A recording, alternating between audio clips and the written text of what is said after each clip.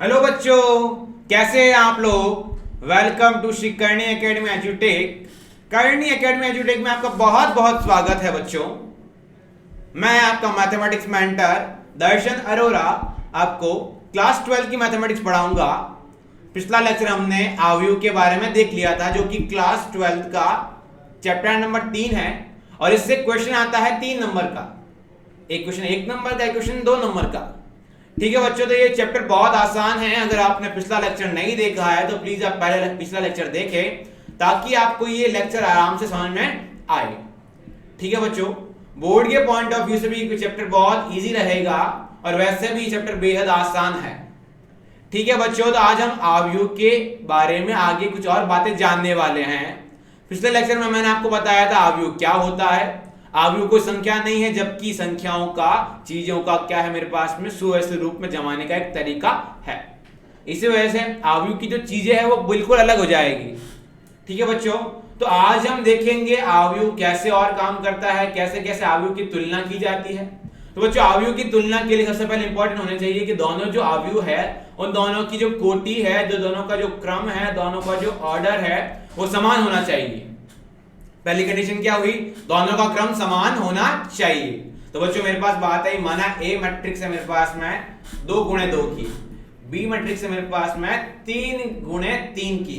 क्या दोनों कभी भी बराबर हो सकती है? तो नहीं। जैसे ही आप बोलोगे कि अगर कोई बोले ए बराबर बी है इस वक्त, तो आप क्या बोलोगे, पॉसिबल नहीं है। यदि ए भी 2 क्रॉस 2 है और बी भी 2 क्रॉस 2 है, तो आपके पास में क्या बन जाएगा, हाँ, आप चांस से बराबर होने के आप कंपेयर करवा सकते हो बच्चों। तुलना का मतलब क्या हो तुम्हारे पास में यहाँ पे, कंपेयर। तो बच्चों अगर अवयव को कंपेयर भी करवाना है तो इंपॉर्टेंट कंडीशन क्या होगी बच्चों, दोनों के लिए आप क्या करेंगे, सबसे इंपॉर्टेंट, दोनों का क्रम बराबर देखेंगे। बच्चों अगर दोनों का क्रम बराबर हुआ तो ही अपन क्या कर सकते हैं, आगे काम कर सकते हैं, वरना आगे काम भी नहीं किया जा सकता। जैसे मान लिया ए मैट्रिक्स मेरे को दे रखी है 2 और 3, बी मैट्रिक्स मेरे पास में दे रखी है y और x/2, पूछ रहा है x एंड y फाइंड करें। तो पहले देखो सबका दोनों का क्रम बराबर है क्या बच्चों, तो इसका क्रम क्या है, 1 गुणे 2।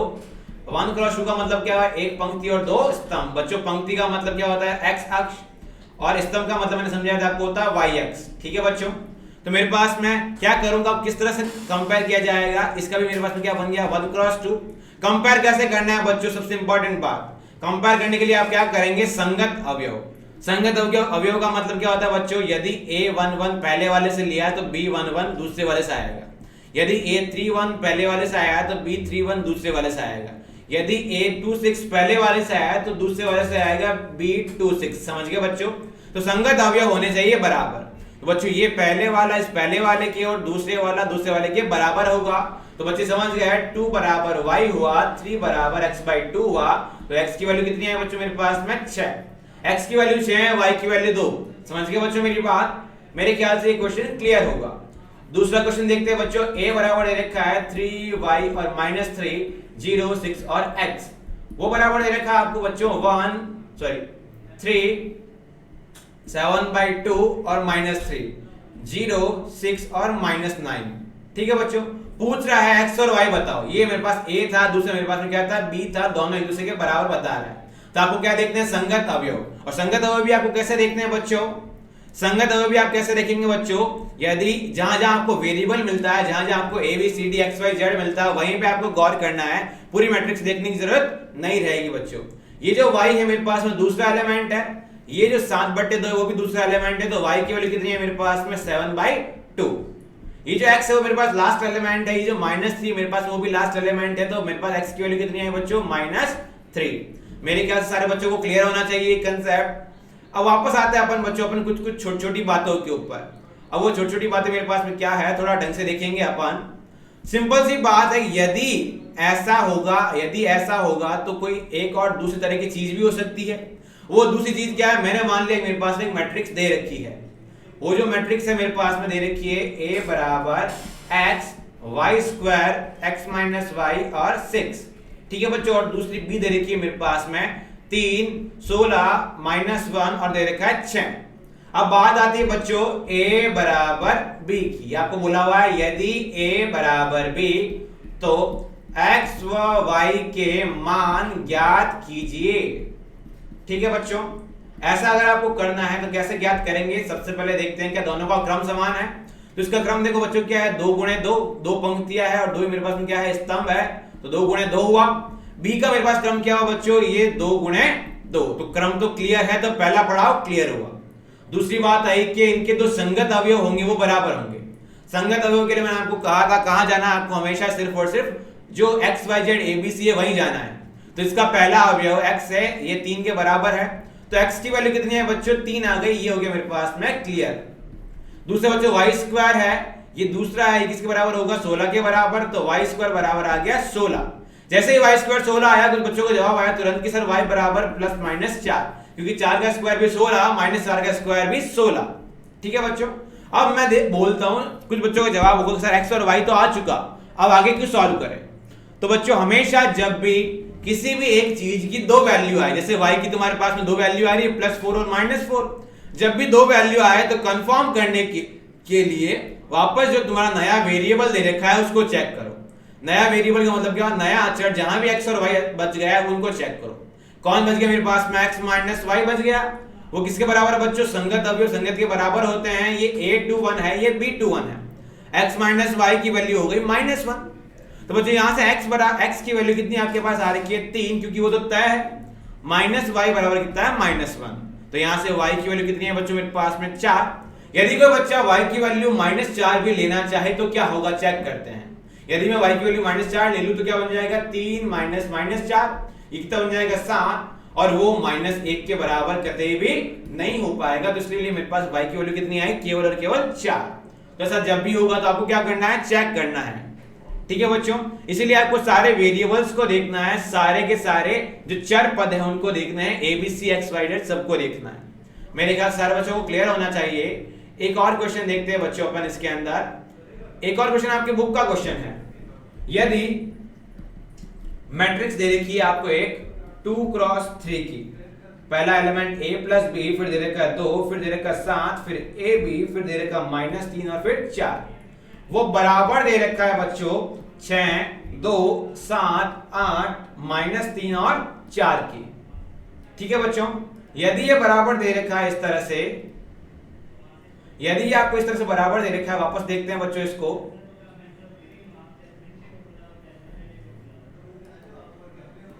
हाँ बच्चों, तो फटाफट से अपन देखते हैं इसको। तो मेरे पास में एक क्वेश्चन था कि कुछ कुछ चीजें बराबर दे रखी है, आपका बुक का एक क्वेश्चन है, रिपीट करते हैं बच्चों। यदि आपको दे रखा है इस तरह से a प्लस बी, और दे रखा है आपको 2, और आपको फिर दे रखा है 7, फिर a b -3 और 4, ये इक्वल्स टू दे रखा है बच्चों आपको 6, 2, 7, 8, -3 और 4। ठीक है बच्चों, तो बात आती है कि कैसे कंपेयर करें, तो मैंने बोला संगत अवयव देखना है।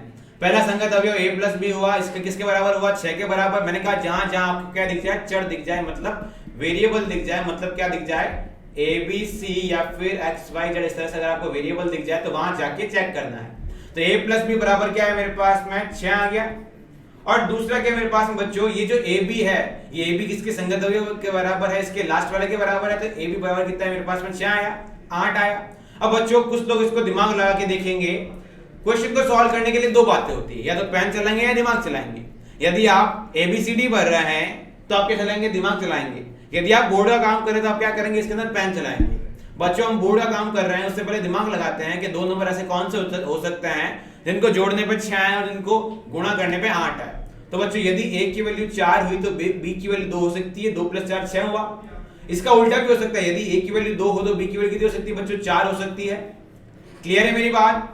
अब दूसरी बात आती है बोर्ड के तरीके से कैसे करेंगे। तो 2 समीकरण है, 2 वेरिएबल है, 2 चर है, कैसे करते हैं बच्चों। पहली इक्वेशन ये रही, दूसरी इक्वेशन ये रही, क्लास 10 में पढ़ चुके हो। एक इक्वेशन से एक वेरिएबल, एक चर की वैल्यू दूसरे वाले में रखेंगे।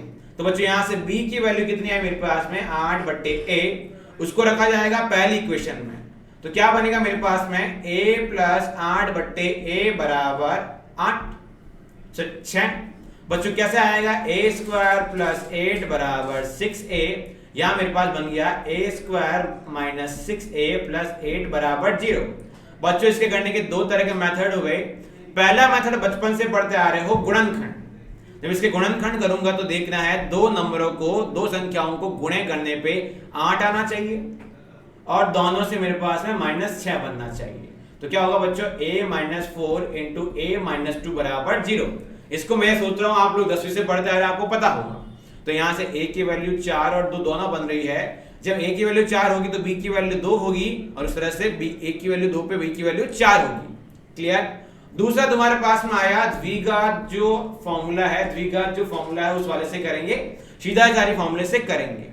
सीधाचारी फॉर्मूला बच्चों क्या हुआ करता था, ax² + bx + c बराबर 0। यदि कोई समीकरण है तो x बराबर होता था -b + -√b² - 4ac/2a। ऐसा हुआ करता था बच्चों। ये जो b हुआ करता था यहाँ पे, ये क्या हुआ करता था, x का गुणांक, a हुआ करता था x² का गुणांक, c हुआ करता था मेरे पास में कांस्टेंट अचर, कोई संख्या। अब बच्चों यहाँ कैसे करूंगा, यहाँ तो a में है तो a बराबर क्या हो जाएगा मेरे पास में, ये जो b हुआ करता था वो क्या होता था मेरे पास में x का गुणांक। तो यहाँ मेरे पास में कौन हो जाएगा, a का गुणांक -6 प्लस माइनस -6 का square -4 into a into c upon 2a, कितना है 1 आया। यहां से a की वैल्यू बच्चों कितनी बन रही है, ढंग से देखिए आप लोग, a की वैल्यू आपके पास बन रही है 6 प्लस माइनस √4/2। क्लियर है बच्चों। 36 - 32 कितना होगा मेरे पास में, 4 होगा। और बच्चों सॉल्व करने में कितना आया, 6 प्लस माइनस 4/2। एक बार प्लस लेंगे, एक बार माइनस लेंगे। मैं आशा करता हूं आप लोग प्लस और माइनस लेके सॉल्व कर लेंगे, या जब आप प्लस लेंगे, ठीक है, यहां पे मेरे पास में 2 बन जाएगा बच्चों ना, √4 कितना होता है मेरे पास में 2, 6 प्लस 2 हो जाएगा आपके पास में 8, 8/2 हो जाएगा 4। यदि आप माइनस लेंगे तो बन जाएगा 4/2, कितना आ जाएगा आंसर 2। क्लियर है बच्चों। अब बात आती है बच्चों इसके बाद में क्या पढ़े, इसके बाद में आव्यूह का योग और व्यकलन, मतलब एडिशन और सब्ट्रैक्शन। आव्यूह पे अपन कुछ संक्रियाएं करेंगे। मैंने पहले भी समझाया था आव्यूह कोई तरह का संख्या नहीं है, जबकि आव्यूह एक तरह का चीजों को जमाने का तरीका है। तो जब जमाने का तरीका होगा तो अलग तरह से सॉल्व किया जाएगा। तो सुनो, कंडीशन सुनो, इसकी शर्त सुनो। यदि कोई भी आव्यूह जोड़ने हैं तो आव्यूह का क्रम समान होना चाहिए। आव्यूह का क्रम समान होना चाहिए। जैसे अपन ने अभी क्या किया था, कंपेयर करने में किया था, वैसे ही क्रम इसका समान होना चाहिए। यदि इसका क्रम समान होगा तो बच्चों देखो, a को अपन ने लिख दिया बॉक्स में aij m क्रॉस n, यहाँ पे i दिखाता पंक्ति को, j दिखाता स्तंभ को, b हो गया मेरे पास में bij m क्रॉस n। तो a प्लस b कितना होगा बच्चों, आप देख पा रहे हैं, यहाँ भी ij यहाँ भी ij, मतलब संगत अवयव ही जुड़ेंगे। मतलब क्या हुआ, a11 b11 से ही जुड़ेगा या घटेगा, a12 b12 से ही जुड़ेगा या घटेगा। मेरे ख्याल से क्लियर होगा आपको। अब उसके बाद मैं आपको एक सिंपल सा एग्जांपल देता हूं। a बराबर दे रखा -3 6 9 और 7, b बराबर दे रखा आपको 6 7 8 और 9। पूछ रहा है बच्चों c कितना होगा यदि a प्लस b बराबर c हो। ठीक है बच्चों, a प्लस b बराबर c का मतलब क्या होगा बच्चों, a और c को, a और b को अपन क्या करेंगे, जोड़ेंगे। तो संगत अवयव -3 से वापस लिख रहे हैं बच्चों, ये मेरे पास में आया था यहाँ पे 4 और ये 7 प्लस 6 7 8 और 9। बच्चों संगत अवयव का मतलब क्या हुआ, पहले वाला पहले वाले से जुड़ेगा तो कितना बन जाएगा बच्चों, कितना बन गया, 3 बन गया। दूसरा वाला दूसरे वाले से जुड़ गया, कितना बन गया, 13 बन गया। 4 अगर 8 से जुड़ेगा तो कितना बनेगा, 12, और 7 का 9 से जुड़ने पे 16 बना। तो C आपके पास में ये बन गया। समझे बच्चों। और यदि आपको ये देखा होता कि C जो है वो मेरे पास में x y z और w है, तो अपन क्या कर लेते बच्चों, यहाँ लिख देते x y z और w। बच्चों x किससे हो जाता, बराबर हो जाता 3 के, 13 बराबर हो जाता y के, 12 बराबर हो जाता मेरे पास में z के, और 16 होता w के बराबर। मेरे ख्याल से क्लियर होगा। यदि आपको और एग्जांपल दिए जाएं तो आपको दे रखा है A मैट्रिक्स दे रखी है आपको -3 -6 3 1 0 और 7। B मैट्रिक्स आपको दे रखी है 1 6 7 3 9 6। बच्चों बोला गया है A प्लस बी, साथ साथ में A माइनस बी निकालें। बच्चों A प्लस बी निकलवा चुका हूं इस तरह से, तो A प्लस बी निकालना आपके ऊपर रहेगा। A माइनस बी निकालेंगे हम लोग। A माइनस बी क्या होगा बच्चों, संगत अवयव संगत में से ही घटेगा। तो एक बार लिख लेते हैं -3 -6 और 3 1 0 और 7 माइनस 1 6 और 7 3 9 और 6। ठीक है बच्चों, संगत अवयव संगत से घटाना है।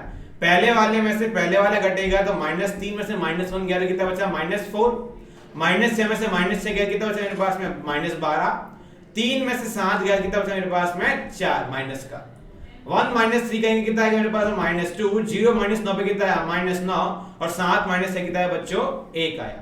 यदि ये आपको बोल रखा होता है a - b बराबर c है और c दे रखा होता है x y z a b c, तो बच्चों क्या करते संगत अवयव बराबर कर लेते, तो x बराबर हो जाता -4 के, y बराबर हो जाता -12 के, z हो जाता -4 के, a होता -2 के, b होता -9 के और c होता 1 के। मेरे ख्याल सारे बच्चों को क्लियर होना चाहिए किस तरह से अपन अवयव को जोड़ते हैं। अब बच्चों इंपॉर्टेंट बातें, अवयव पे कुछ गुणधर्म लगाने हैं अपने को, कुछ गुणधर्म लगाए जाएंगे। गुणधर्म का मतलब क्या हो, कुछ अवयव के गुण होंगे, क्योंकि अपन ने बोला अवयव कोई संख्या नहीं है, ये तो कोई क्या है एक तरह का रीअरेंजमेंट है, चीजों को व्यवस्थित करना है। तो जब चीजों को व्यवस्थित किया गया तो सबसे पहले कुछ गुणधर्म आए, सारे के सारे गुणधर्म जो है बचपन से पढ़े आ रहे हो उसी को लिख रहे हैं। पहला गुणधर्म है क्रम विनिमयता। क्रम विनिमयता का मतलब होता है क्रम का कोई लेना देना नहीं, क्रम का कोई लेना देना नहीं, मतलब यदि a प्लस b है तो वो b प्लस a के बराबर होगा तो उसको बोलते हैं क्रम विनिमयता। ठीक है बच्चों, तो मेरे पास में आया a मैट्रिक्स दे रखा है और b मैट्रिक्स दे रखा है। यदि a matrix aij m cross n हो, b matrix bij m cross n हो तो a प्लस b बराबर b प्लस a ऐसा बोला हुआ है। एग्जांपल लेते हैं बच्चों, a की वैल्यू आई 1 6 -3 और 6, b की वैल्यू दे रखी बच्चों आपको 1 9 -3 और 7। ठीक है बच्चों, पहले निकालेंगे a प्लस b, फिर अपन निकालेंगे एक तरफ से b प्लस a। ठीक है बच्चों, यदि a प्लस b निकाल रहा हूं तो संगत अवयव जोड़ दो बच्चों। a 1 को 1 से जोड़ेंगे, एक बार लिख लेते हैं 1 6 -3 और 6, फिर आएगा 1 9 -3 और 7। बच्चों जैसे जोड़ने जाऊंगा तो 1 पहले अवयव से जुड़ा तो बन गया 2, 6 9 से जोड़ने पर मेरे पास बन गया 15, -3 का -3 के साथ में -6 और 6 का 7 के साथ में 13 बन जाएगा। मेरे ख्याल से कोई दिक्कत नहीं होनी चाहिए इसके अंदर। फिर मैं निकालने जा रहा हूं b प्लस a। यदि b प्लस a निकाले जाएंगे तो क्या आएगा, पहले कौन आएगा b आएगा, b है 1 9 -3 और 7, फिर कौन आएगा a 1 6 -3 और 6। बच्चों अब देखते हैं क्या होगा, संगत अवयव जोड़ने हैं तो 1 1 कितना हो गया 2, 9 6 हो गया 15, -3 हो गया 6 और 7 6 हो गया 13। क्या दोनों अवयव बराबर है, मतलब a प्लस b बराबर हो जाएगा b प्लस a। मेरे ख्याल से सारे बच्चों को क्लियर होगा क्रम विनिमयता क्या होता है, जिसमें क्रम का कोई लेना देना नहीं होता है, a प्लस b बराबर b प्लस a। और दूसरा होता है सहचर्यता। सहचर्यता का मतलब होता है यदि बहुत सारे मेरे पास में क्या अवयव हो या फिर बहुत सारी संख्याएं हो, मेरे पास a plus b plus c फिलहाल 3 मान लेते हैं, तो क्या कर सकते हैं, पहले अपन या तो b प्लस c को जोड़ लें, फिर उसको b प्लस c को a के साथ जोड़ लिया जाए, या फिर क्या हो सकता है पहले a प्लस b को जोड़ लिया जाए और c के साथ में लास्ट में जोड़ दिया जाए। बच्चों इसके लिए भी मैंने लिखा हुआ है a जो होगा उसके अवयव aij होंगे, उसका क्रम m क्रॉस n। इन सब के लिए इंपॉर्टेंट बात सुने, सबका क्रम समान होगा। आप देख पा रहे हैं सबके पैरों में m क्रॉस n लिखा हुआ है, सबका अगर क्रम समान होगा तो सबसे पहले सिंपल एग्जांपल लेते हैं बच्चों। a बराबर दे रखा है तुमको 1 6 -3 और 6, b दे रखा बच्चों आपको 1 6 3 और 0 और c दे रखा आपको बच्चों 0 1 3 और 6। ठीक है बच्चों, तो पहले मैं निकालने जा रहा हूं बच्चों, इस तरह से जो लिखा हुआ है उसी फॉर्म में लिख रहा हूं, a plus b plus c। तो a मेरे पास बाहर आया 1 6 -3 और 6 प्लस बाकी जो अंदर चीज लिखी हुई उसको एक तरह से लिख लेते हैं बच्चों। जब मैं b प्लस c कर रहा हूं तो मैं जल्दी से अब कर रहा हूं बच्चों ना संगत अवयव। पहला अवयव के साथ जोड़ेंगे कितना आएगा बच्चों, मेरे पास में 1 आएगा, फिर 6 को 1 के साथ जोड़ेंगे कितना आएगा, मेरे पास 7 आएगा, फिर इस 3 को इस 3 से जोड़ने मेरे पास में 6 आएगा और ये 0 को जोड़ने पे 6 आएगा। ठीक है बच्चों, अब क्या है बच्चों, उधर क्या दे रखा है, a प्लस b एक तरफ और एक तरफ c है, तो पहले a प्लस b को जोड़ लेते हैं। a और b को जोड़ा मेरे पास में कितना बन गया बच्चों, एक तरफ से 1 1 2 हो गया, 6 6 12 बन गया, -3 और 3 कितना बन गया 0 और 6 और 0 बन गया मेरे पास में 6। ठीक है बच्चों, प्लस कौन है मेरे पास में c। अब c कितना है मेरे पास बच्चों 0 1 3 और 6, करने क्या है बच्चों, अब इनको इनको जोड़ दो, इनको इनको जोड़ दो, यदि बराबर आता है तो सहचर्य भी होगा। जोड़ने मेरे पास कितना है बच्चों, पहला अवयव पहले के साथ में 2, 6 और 7 मेरे पास 13, -3 और 6 हो गया 6, 3 और 6 और 6 हो गया मेरे पास में 12। ठीक है, अब इसके अंदर भी जोड़ेंगे, पहला पहले के साथ तो 2 हो गया, 2 11 के साथ में 1 का 12 के साथ में 13 हुआ, 0 को 3 के साथ जोड़ने पर 3 हुआ और 6 12 हुए। मेरे ख्याल से आप समझ गए होंगे सहचर्यता क्या होती है। ठीक है बच्चों, अब बात आती है मेरे पास में योज्य प्रतिलोम। योज्य प्रतिलोम का मतलब होता है एडिटिव इनवर्स। बचपन से पढ़ते आ रहे हो, ये ए के अंदर ऐसी कौन सी चीज जुड़ जाए कि आंसर 0 आए। तो सब बच्चे बोलेंगे सर ए में अगर -a जोड़ दे तो आंसर 0 आएगा। 3 में मैं क्या जोड़ू कि मेरे पास आंसर 0 आ जाए, तो बोलेंगे 3 में -3 जोड़ने पर आंसर 0 आएगा। तो यदि मैट्रिक्स ए दे रखी है, उसमें ऐसी क्या चीज जोड़ी जाए कि आपका आंसर 0 हो जाए, तो बच्चे बोलेंगे सर ए में यदि आप -a जोड़ेंगे तो आंसर कितना आएगा, 0। तो a का योज्य प्रतिलोम हमेशा क्या हो जाएगा, -a। ठीक है बच्चों, चौथी बात को बोलते हैं योज्य तत्समक। बच्चों ये भी आप बचपन से पढ़ते आ रहे हैं कि किसी संख्या 9 में क्या जोड़ा जाए कि संख्या अपरिवर्तित रहे। तो बच्चों 9 में अगर 0 जोड़ूंगा तो वापस 9 आएगा। क्लियर है बच्चों।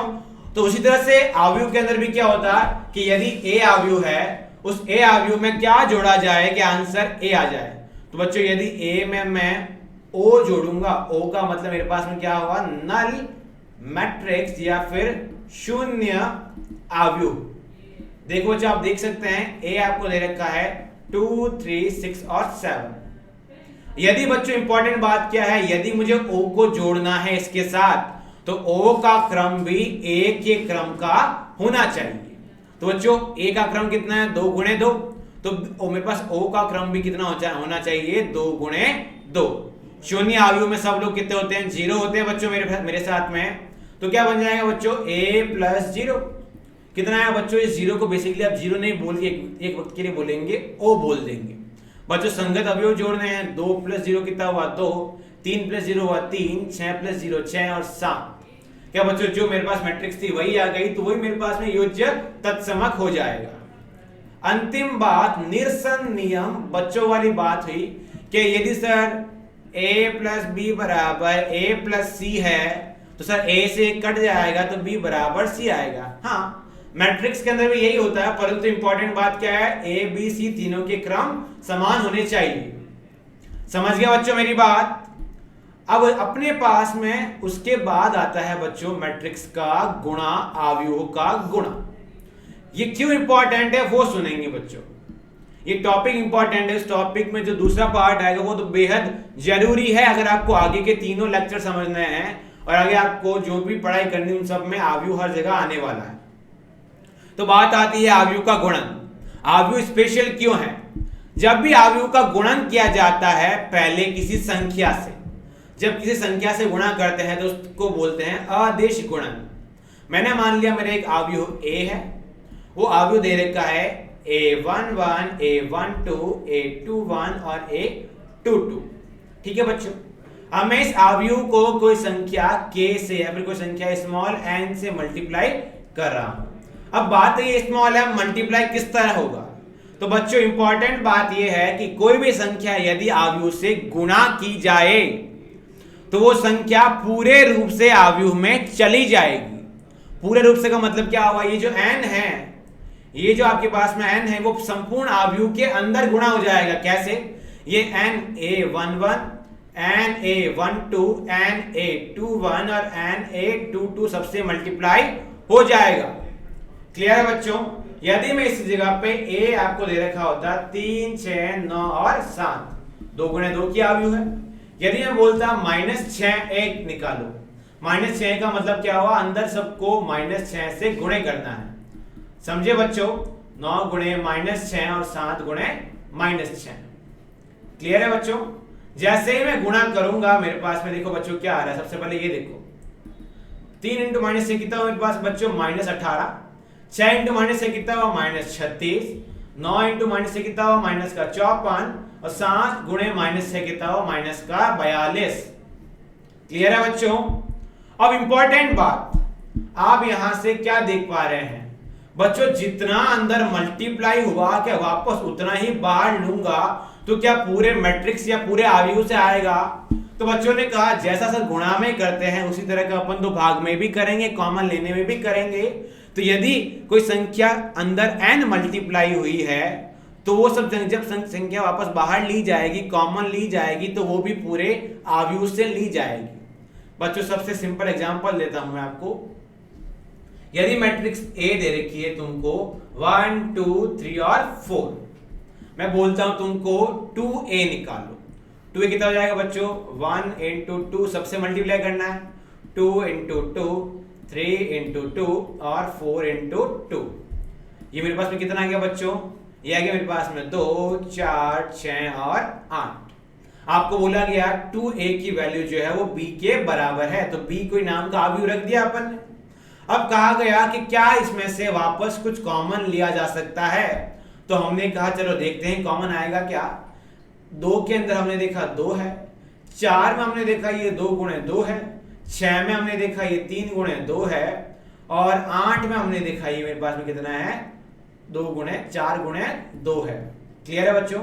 अब यहां से भी 2 आ सकता है, यहां से भी 2, यहां से भी 2 और यहां से भी 2, तो सब जगह से मिला के 2 बाहर आएगा, तो यहां आया 2, अंदर बच गया 1 2 3 और 4। क्या सारे बच्चे समझ गए किस तरह से कॉमन लेना है? ठीक है बच्चों, एक बेहद आसान क्वेश्चन पे जाते हैं हम लोग। एक बेहद अपन आसान क्वेश्चन पे जाते हैं। मान लिया तुम्हें कोई एक अवयव दे रखा है, उस अवयव का नाम है a, दे रखा है -6 7 3 1 4 5 3 1 2। बच्चों देख पा रहे हो 3 गुणे 3 का अवयव है। आपसे बोला गया 1/7 a निकालो, तो 1/7 a का मतलब बच्चे समझ गए कि सर -6 इंटू 1/7, 7 इंटू 1/7 मतलब 1/7 पूरा अंदर जाएगा। 3 गुणे 1/7, 1 गुणे 1/7, 4 गुणे 1/7, इस तरह से अपन लिखते रहेंगे। ठीक है बच्चों, और आपको बोला हुआ है कि ये जो वैल्यू है जो 1/7 a, इसको अपन ने नाम दिया b के बराबर, और b आपको दे रखा है a b c x y z p q r। तो बच्चों ने कहा सर कोई दिक्कत नहीं है, 1/7 a अगर b के बराबर है तो हमको तो संगत अवयव बराबर करना है, तो पहला अवयव पहले के बराबर हो जाएगा, तो a की वैल्यू आएगी -6/7, b की वैल्यू आएगी 1, 7/7 1 होता है, c की वैल्यू आएगी मेरे पास में 3/7। देख पा रहे होंगे आप लोग। x की वैल्यू मेरे पास कितनी आएगी बच्चों? देखो 1/7 आएगा x, y आएगा 4/7, इस तरह से z आएगा मेरे पास में 5/7, p आएगा मेरे पास में 3/7, इस तरह से संगत अवयव। फिर मेरे पास में q आएगा 1/7, r बराबर आएगा 2/7। ठीक है बच्चों, मैंने आपको आज एक अदिश गुणन सिखा दिया है, मतलब कोई भी नंबर को मैट्रिक्स से मल्टीप्लाई करेंगे, अवयव से मल्टीप्लाई करने पे क्या होगा। आई थिंक सारे बच्चों को आज की क्लास क्लियर रही होगी। यदि आपको कोई डाउट हो तो प्लीज आप कमेंट सेक्शन में बताइए, और अगर आप अपने चैनल पर नए हैं तो प्लीज चैनल को सब्सक्राइब कर लीजिए, और पास में जो बेल आइकन दिख रहा है, घंटी दिख रही है, उसको दबा दीजिए। अगर आपको वीडियो अच्छा लगे तो लाइक करें, शेयर करें, चैनल को सब्सक्राइब करें। Thank you so much for joining us. हमारे साथ जुड़े रहने के लिए बहुत बहुत धन्यवाद। नेक्स्ट लेक्चर में आपसे मुलाकात होगी, तब तक के लिए जय हिंद, जय भारत, सुरक्षित रहें, स्वस्थ रहें।